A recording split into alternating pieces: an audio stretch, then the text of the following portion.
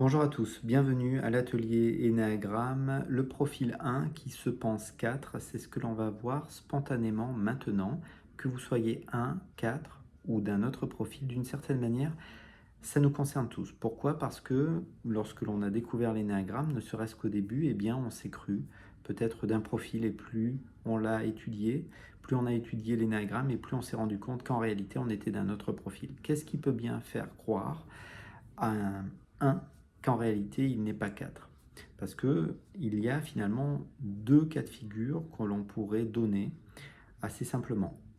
Le premier, bien sûr, c'est que soit il est en involution, c'est-à-dire le 1 involue en 4, et quand il va effectivement involuer en 4, eh bien, il va se sentir triste, inapte, mélancolique, l'impression qu'il lui manque quelque chose. En réalité, ce qui lui manque, c'est qu'il n'arrive pas à faire perdurer eh bien, la perfection dans le temps. Et on va revenir sur cette notion aussi de perfection. Et comme il n'arrive pas à vivre selon ses valeurs, eh bien, il se sent inapte et il se dit qu'il n'y arrivera jamais. Il va commencer à devenir aussi dépendant parce que le 4, naturellement, quand il va mal, est dépendant. En réalité, il va se retrouver dans une situation émotionnelle tellement lourde, tellement noire, qu'il peut se penser eh bien, 4, alors qu'en réalité, il est 1. Ça, c'est le premier cas de figure. Et d'une certaine manière, il est assez simple. C'est quand vous étudiez l'énéagramme, il faut bien regarder où nous en sommes dans la vie. Est-ce qu'on se sent bien? Est-ce qu'on est dans une période difficile?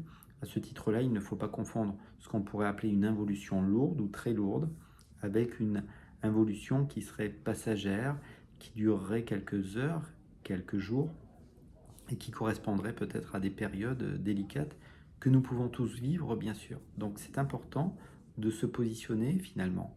Est-ce que je suis dans une bonne période de ma vie, pour le dire ainsi, ou au contraire, est-ce que je vais mal? Parce que si je découvre l'énéagramme dans une période où je vais mal, je pourrais penser que je suis 4, alors qu'en réalité, je suis 1. Ça, c'est le premier cas de figure et j'ai envie de dire le plus évident, le plus simple. On va tout de suite aborder le deuxième cas de figure. Mais avant, j'ouvre une mini parenthèse. Si vous découvrez l'énéagramme et que vous êtes arrivé jusque-là, vous vous dites peut-être, mais de quoi parle-t-il? Eh bien, l'énéagramme, c'est la découverte, entre autres, dont le mental filtre l'expérience. Et découvrir sa structure énéagramme, c'est bien plus qu'une grille de la personnalité. Je pense que ça met énormément de choses en lumière. Ça pointe le chemin évolutif, involutif, c'est riche. Et dans cet atelier, vous allez tout retrouver. Voilà, tout est partagé spontanément dans les playlists. Vous allez bien retrouver, si vous manque une information, vous allez retrouver en playlist naturellement de quoi compléter le puzzle. Pourquoi je dis naturellement? Parce que l'énéagramme nous appartient à tous. Voilà, c'est-à-dire personne mieux que vous peut découvrir et enrichir l'énéagramme. Voilà, donc à ce titre-là, je vous donne ce qui me semble juste. Voilà. Donc le deuxième cas de figure, c'est quoi? Mécanisme de défense. Tout simplement, premier du profil 1, c'est la formation réactionnelle.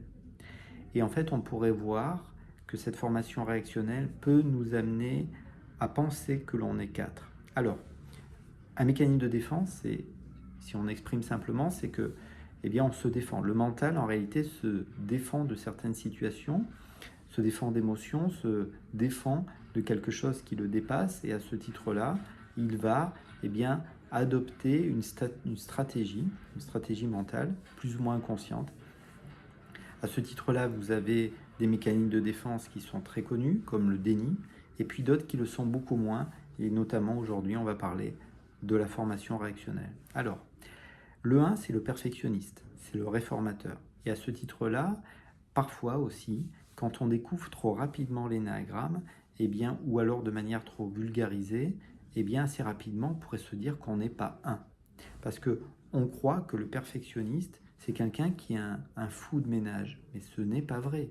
Bien sûr que le perfectionnisme peut prendre place sur le ménage, mais parfois c'est bien plus subtil que ça.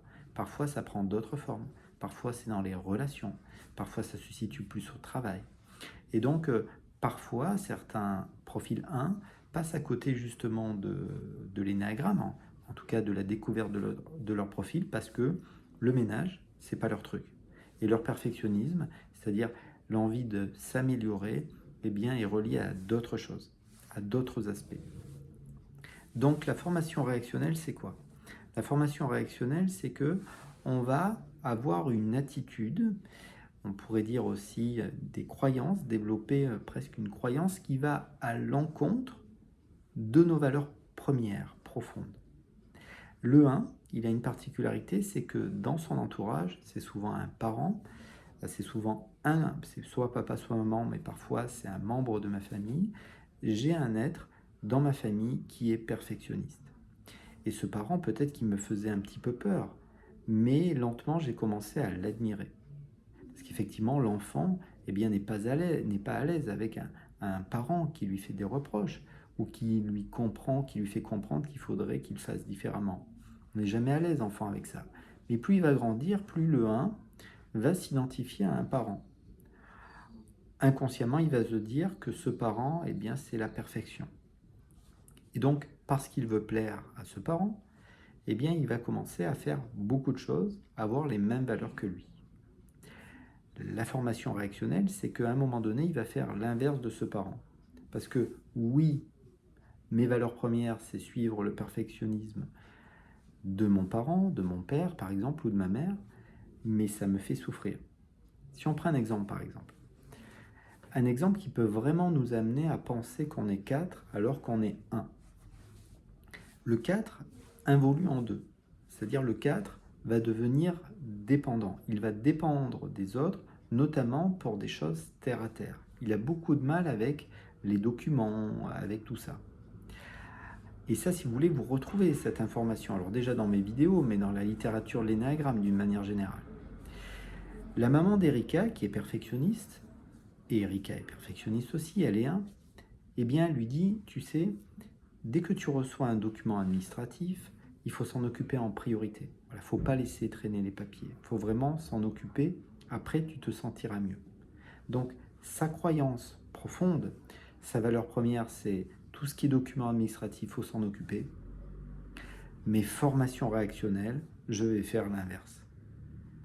C'est-à-dire que je vais faire l'inverse de ce que maman m'avait dit de faire.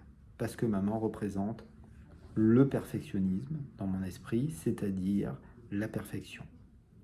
Donc oui, maman a raison, et je vais développer un comportement et avoir des croyances qui sont à l'inverse de ce que je veux au plus profond de moi. Ainsi, je développe la croyance que les documents, c'est dur, ça m'ennuie, ça m'angoisse. C'est ça la formation réactionnelle. Et ainsi, le 1 peut se croire 4 juste parce que les documents, c'est dur pour lui. Croyez-moi, c'est un cas de figure plus courant que ce que l'on pense. Quand je fais des ateliers énéagramme en présentiel ou quand il y a des rendez-vous au cabinet qui sont structurés autour de l'énéagramme, je suis surpris du nombre de fois où je suis en face d'un être qui pourtant connaît bien l'énéagramme et intérieurement je me dis, mais est-ce que tu es sûr vraiment d'être 7 ? Est-ce que tu en es vraiment certain ? Et des fois, j'ai envie de dire à la personne, mais est-ce que tu es certain que tu es 5 ? Qu'est-ce qui te fait penser que tu es 5 en fait ? Tu es sûr vraiment d'être 4 ? Et si tu étais en fait 1 ? La problématique, c'est que le 1 a besoin d'avoir raison. Et si le 1 s'est validé comme étant 4, il ne voudra pas changer d'avis.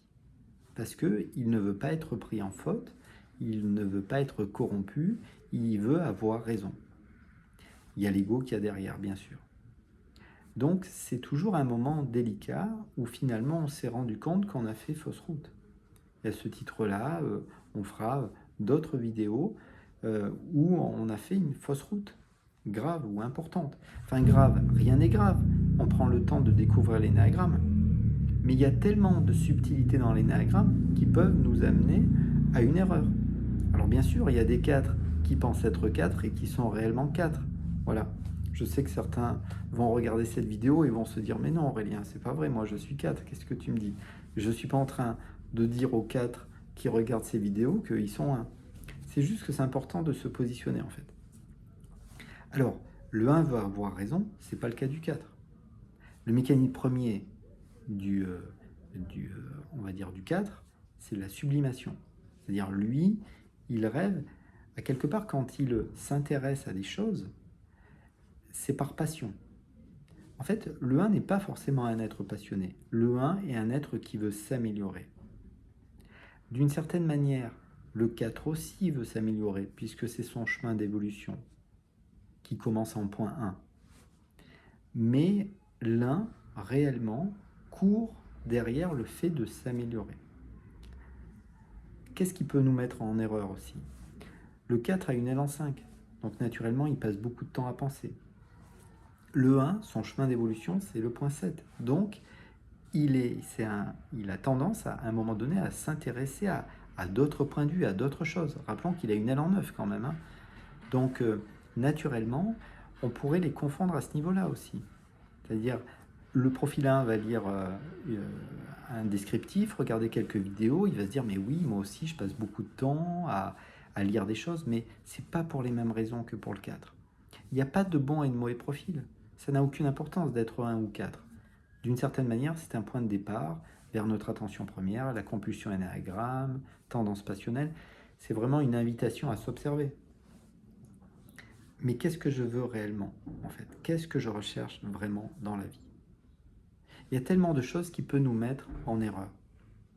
Par exemple, il y a le 4 qui serait par exemple en sous-type survie.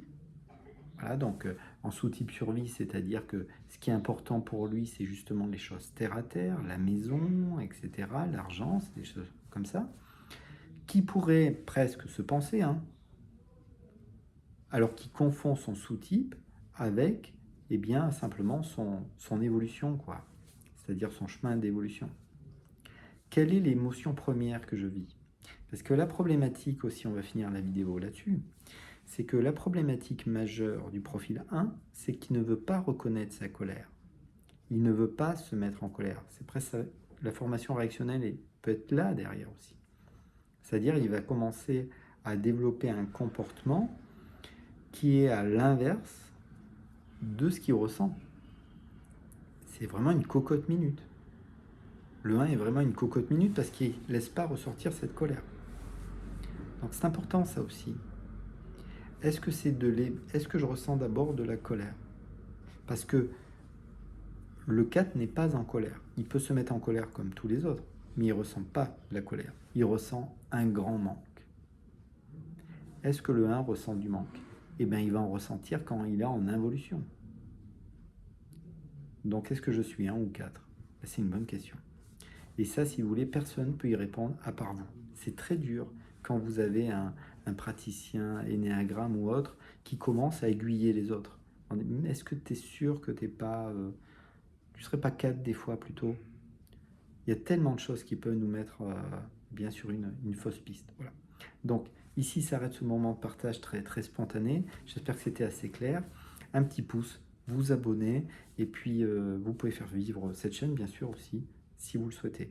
Peut-être voilà, peut-être à bientôt. Au revoir.